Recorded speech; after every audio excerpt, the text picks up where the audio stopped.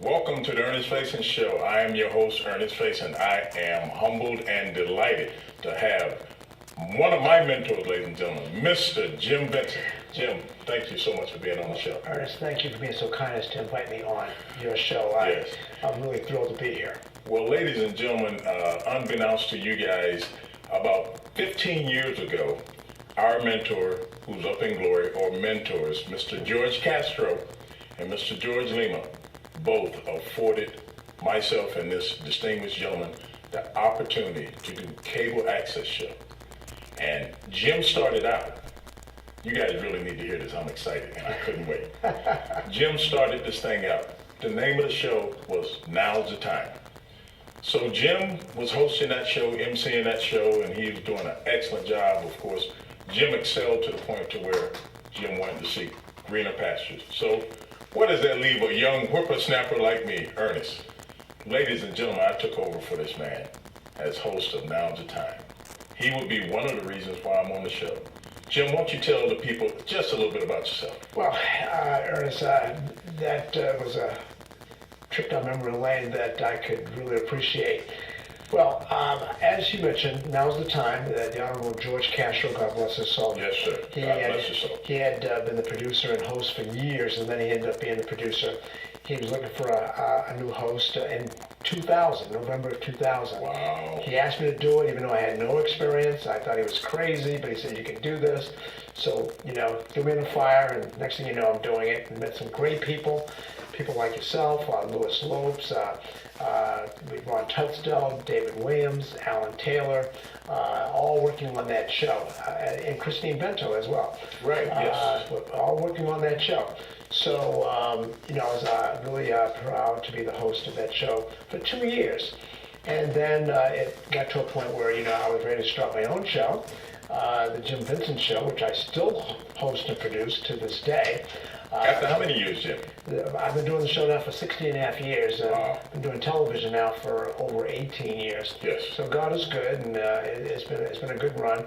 But I remember, you taking over the show back in 2002. Oh, wow. And when I started in June doing my own show. So it was great to kind of keep it in the family. And I never really thought about being on television before. I was the president of the Urban League, trying to promote the Urban League, yes. And next thing you know, I have a show. So it's funny how things happen. George Lima, I had met him before I met George Castro. I met him when I first came to Rhode Island in 1990 yes. From Boston. I'm originally from Boston, and I was the housing coordinator for the city of East Providence. And for those who knew George Lima, he was very involved in everything. Everything. And he was the head of the East Providence Minority Political Caucus back in 1990, and I started going to meetings and I got to know him very well. He was one of my mentors, as he was yours, and then yes. George Castro as well, the two Georges. So, I saw the value of television. I said, I was originally just going to promote the Urban League, but I said, now I can promote all good causes, all that's good right. people that are out there, and that's what I've tried to do for the last 16 years on my show, to try to bring issues and causes to people's living rooms so they can have a better understanding, and also have people that are worthy come on so they can have more exposure themselves. That's exactly right. I'm sure that's what you're doing with your show. Exactly, and I'm humbled because I know that normally you sit here. Yeah. We're doing like a role reversal here. It is. I'm not the guest of too many shows, but I have been the guest. I mean, most recently I was a guest. Peter Wells has a show yes. at PBS. So I was his guest last week, and on occasion, I do those newsmakers and those shows on Channel 10, Channel 12. Right. Gene Beliceni or Ted Nesi and Tim White. I do those shows on occasion, not a lot. So in Lively Experiment, I had done that show quite a bit over the years. So I do get a chance to be the guest, but right. There's nothing like hosting, as you know. Exactly right. And as I recall, going vividly back into my mind, the day after you took over and took your show, Mr. Lima scrounging for a TV host. Now here a young whippersnapper like myself, not dressed to impress, had a fleece top on. I'll never forget. He's like, Ernest, I got to have you. I said, okay, Mr. Lima or Mr. Castro, I'm game to help you. Right. I said, what's the topic? Domestic violence. So I have these battered and abused women in the studio. I'm like, my God, how am I going to do this? Am I going to embarrass myself? Am I going to ask a question that's going to make them go to the deep end? So you know what I did? I took them in the back room. I quizzed them. What can I ask you? What can I not ask you? From that point on, it just kind of mushroomed, and I got a little bit more comfortable, The value of the green room. The value, which we just got through leaving out. We're just in the green room going over what we're going to talk about today. And yeah, TV is not difficult, but it can be, challenging. You just can't just come out and just host or. Oh, just, definitely not. I mean, there is a rhyme or reason to it, or else everybody would be doing it. So, I think, people do feel that. There's a lot to it. They don't see themselves ever in these seats, and we didn't either. But yet, when given a chance, we were able to do it. And there are people out there that can do it as well. I've tried to help many people do their own shows, but for some reason or not, it doesn't happen. They don't have that intensity and fire to want to continue to at least come in the studio once a month. That's right. I mean, once a month is the minimum. I come in every week.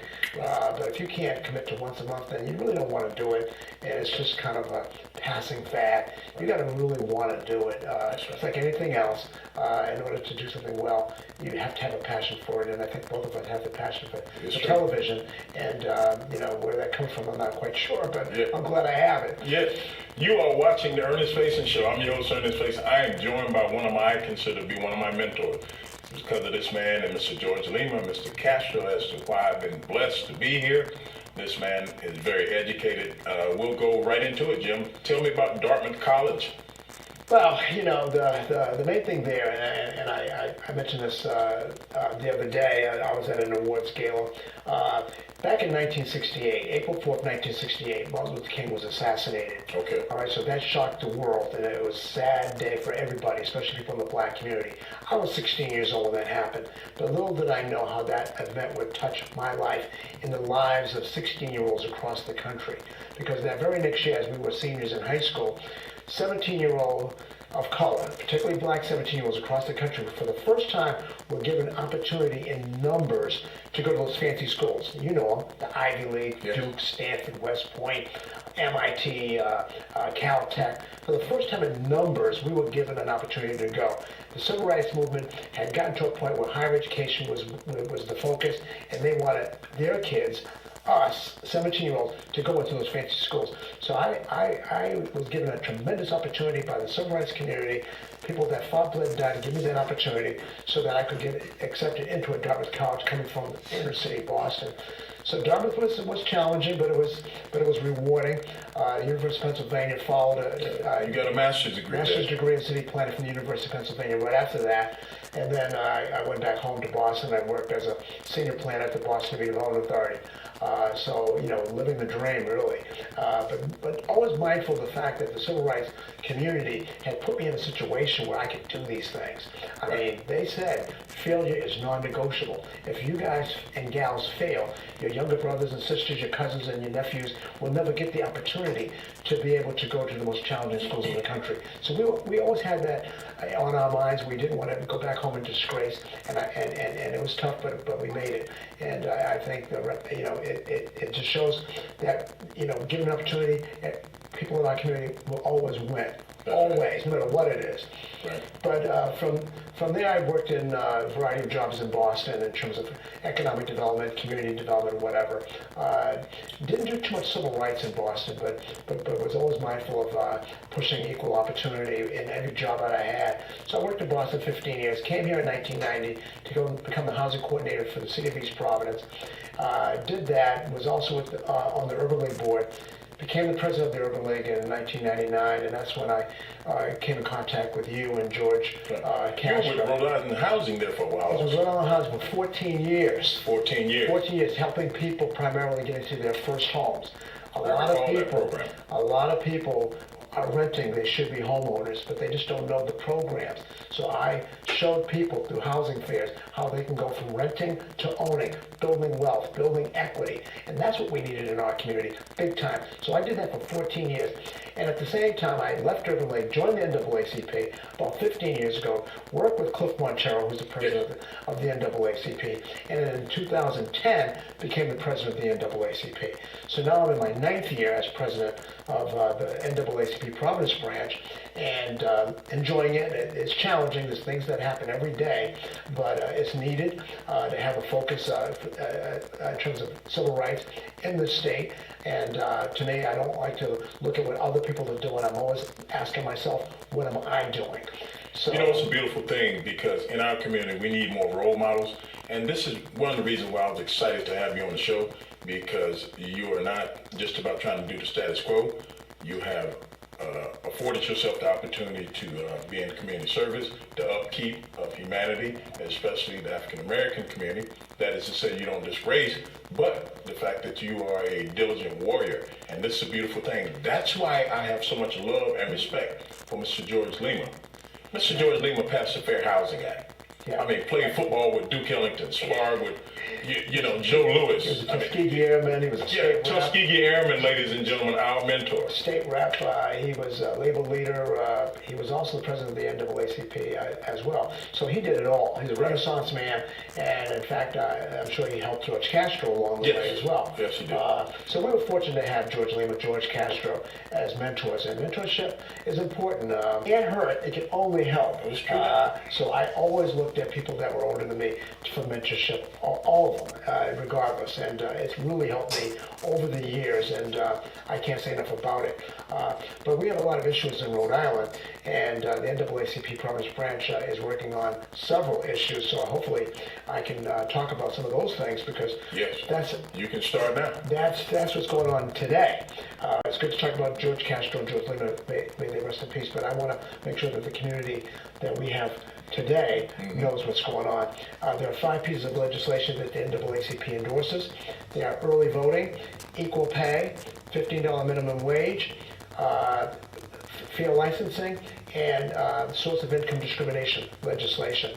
Also, we would like to see in Providence, because of the rampant gentrification, we'd like to see a rent control ordinance.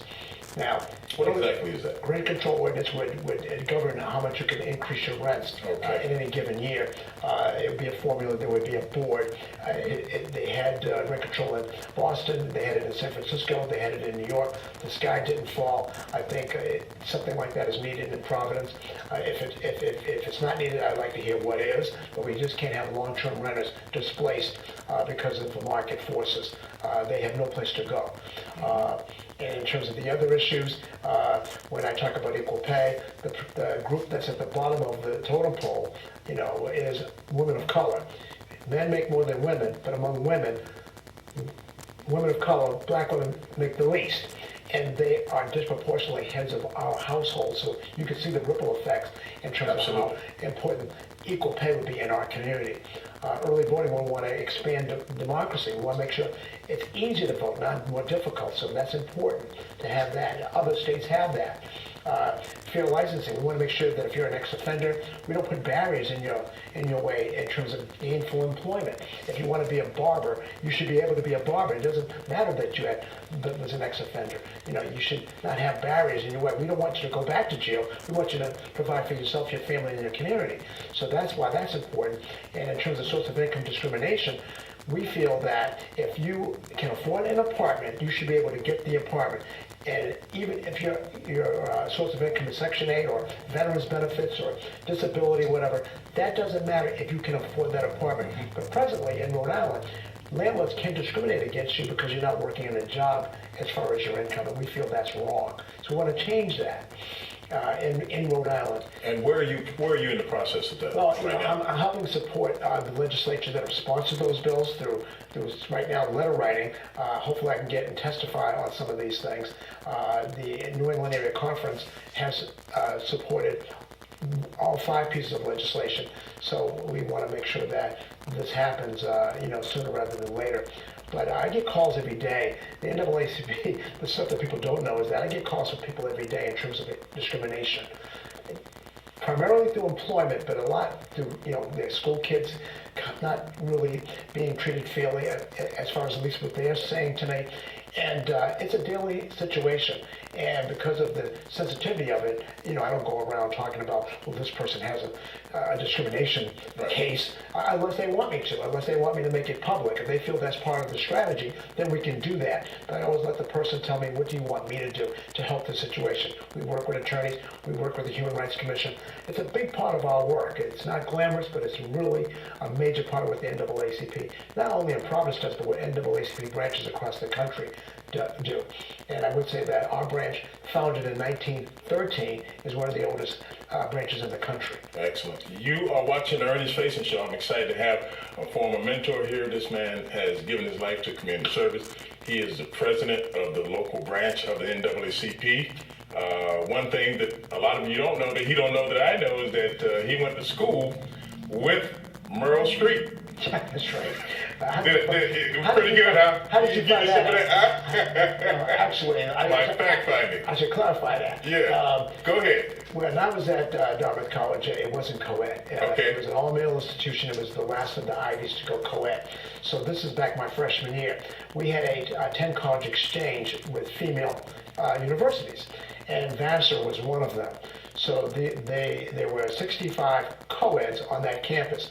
3,000 men, 65 co-eds, and one of the co-eds, and she was from Vassar, was Merle Streep. And the only reason why I knew that is because she wrote in her memoirs how when she was a junior, she did a exchange year at Dartmouth College, and then when she mentioned what year it was, I realized that was my freshman year, and I was there. And not only that, I lived in the next dorm over from that dorm. She lived in Cohen, I lived in Little Hall, in what we call the Choate Road dormitories at the end of campus. So I don't know her. I don't remember seeing her. Right. She was just an undergrad. How about Russell Wilson's father, Ben? Russell Wilson's uncle, Ben. Uncle, okay. Yeah, Russell Wilson's father actually did go to Dartmouth as well. Okay. He entered Dartmouth the year after Russell Wilson, the Seattle Seahawks quarterback. Ladies and gentlemen. Right, his father, and God rest his soul, he died about 10 years ago. His father did. He entered Dartmouth the year after I graduated. So Russell's father's about 4 years younger. But his uncle Ben is in my class. Ben Wilson and I knew each other very well. Ben went on to Harvard Law School, and he's now working at one of the top law firms in Washington, D.C. I think he's still working. He might be retired. But Ben is Russell's uncle. And another side story is that our junior year, we spent winter term in California. He was doing student teaching in San Francisco area, Richmond.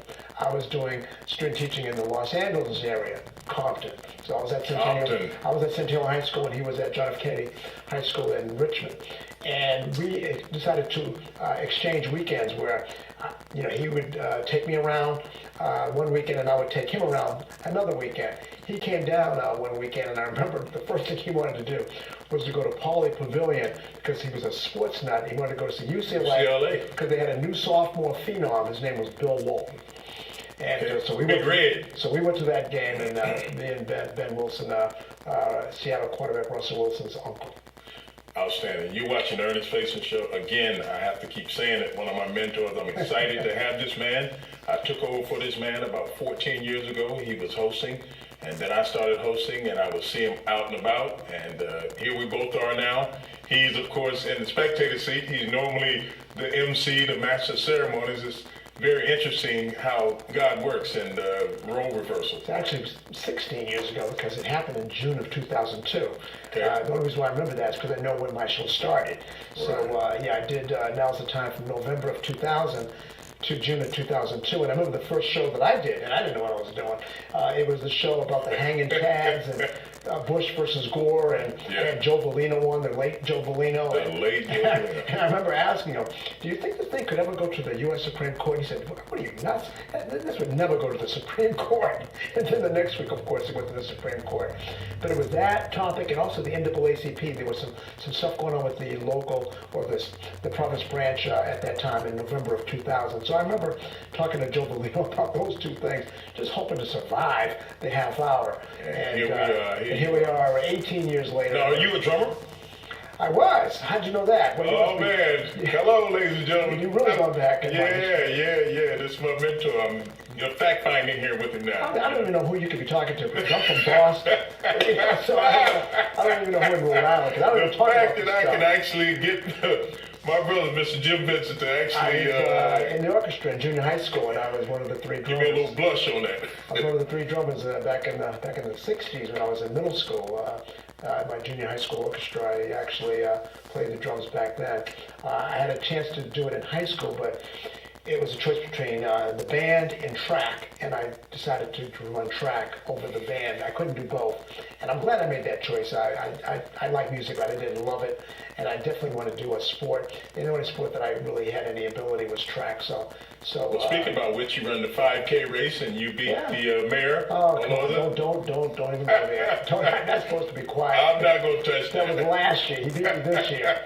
Okay. But, You got a friendly rivalry going on. Yeah, friendly rivalry. I don't like to bring that up. He's a good competitor, good mayor, and it just kind of motivates me to keep me working out each and every week to kind of stay competitive. You know, as we look back on it, you and I both served on the Black Air Foundation board. Right. It's a shame that we didn't continue to make that manifest. I think we should probably start trying to... Well, that was a brainchild of George Lima, and it kind of, ended. Tuskegee Airmen. Tuskegee Airmen, and it kind of, didn't end when he passed away. No. But it definitely did not continue with the same strength.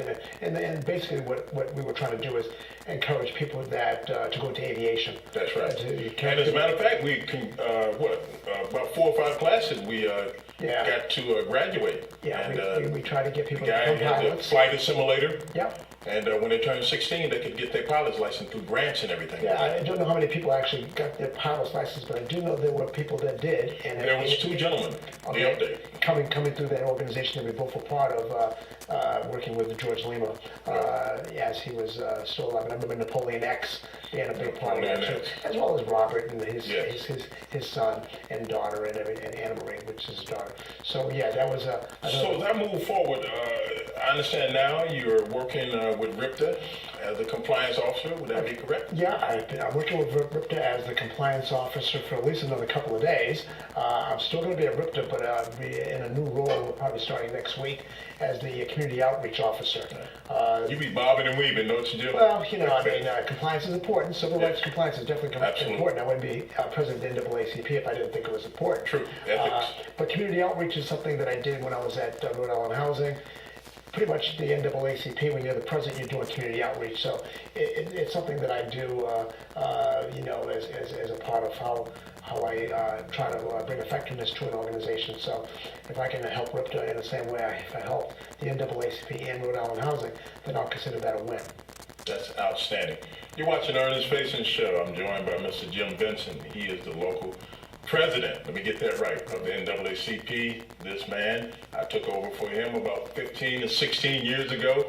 Host with the most. I used to be the host with the most, but he's the host with the most. He's just doing a lot of wonderful things out here in the community, not just for African Americans, for people who are in need. But he has a sincere desire and thirst, and he's still thirsty and he's still hungry. And it's just a pleasure, ladies and gentlemen, to have him on. And all these kids who say you can't do it, here is an example of a man who said you can do it. We didn't come from a lot of means, but we made it work. And this is a living testimony as to the diligentness and education. Yeah, well, I just feel that I was given a golden opportunity. I mean, when Martin Luther King died, I didn't know where the civil rights movement was, and I definitely didn't think I was going to be a part of it. But I know what happened those 2 years after he died. Essentially, in the Ivy League, the black student population doubled, tripled, quadrupled. And let me tell you, that was a direct result of him dying and then all the social unrest, all the riots in the summer of '68. So, I mean, I was given a golden opportunity because of the efforts of others. I stand on their shoulders. So to me, I have to give back for the rest of my life. I feel strongly about that. I feel strongly about that, and I don't want to be a person who just talks and then doesn't act. So if I made that comment years and years ago that I was going to be, giving back for the rest of my life. So so far so good. I've been true to my word. It's something I feel strongly about. I feel that other people need to have the same opportunity that I was given, and unless people that have been in similar situations actually touch lives.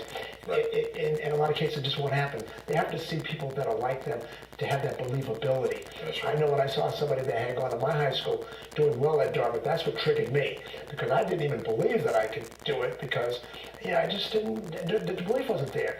And the person that was recruiting me was black himself, but he was from a private school. He had lived in a better neighborhood in Boston. But when he mentioned this guy that went to my high school from a similar background, that's when I said, I can do this. Right. And so that I never lost sight of that too. You have to have people in front of you that you can relate to, that you can, right. you can see yourself in. And I found myself, you're absolutely right, totally agree. I couldn't have said it any better. The last couple of shows up there, I did the Salvation Army. I mean, they're trying to win souls, the opioid addiction, they're intervening, and then I did a show on Wish Come True. So I totally agree with you. We got about 1 or 2 more minutes to go, Jim. I could talk to you all day, because you are floating like a butterfly and you're still stinging like a bee. And I just see that, man, the sky's the limit for you. Well, you just keep on keeping on, bro. God is good. He helps me in terms of keeping the focus and the energy that I have, and I'm always thankful for that. I got good people around me. The branch, there's some good volunteers. We all are volunteers. Nobody gets paid. Yes. So I'm blessed that I have good people around me that also believe in giving back and that understand how important inequality and racism and bigotry is in this state. So I'm glad to be surrounded with people that are there, and also in everything that I do. I'm part of several boards, and I'm with good people in each and every place that I am associated with, as well as where I work at RIPT as well. That's outstanding. And again, it is a pleasure to have you on the show, because we're doing this role reversal. It's just a blessing, really. It's poetic really justice. Proud of you. You've come a long way. You've been very good to me, but I want to give it right back to you, because you've done a great job just hanging in this business. And Thank you so much. So you have been watching the Ernest Faison Show. I've got my guest, Mr. Jim Vincent, the local director of the NAACP. He has graced it and blessed us. I'll try to do better next time, but I think we actually did pretty good this time, because he floated like a butterfly and he stung like a bee. That man's so bad he make medicine sick. Take care, everybody. God bless.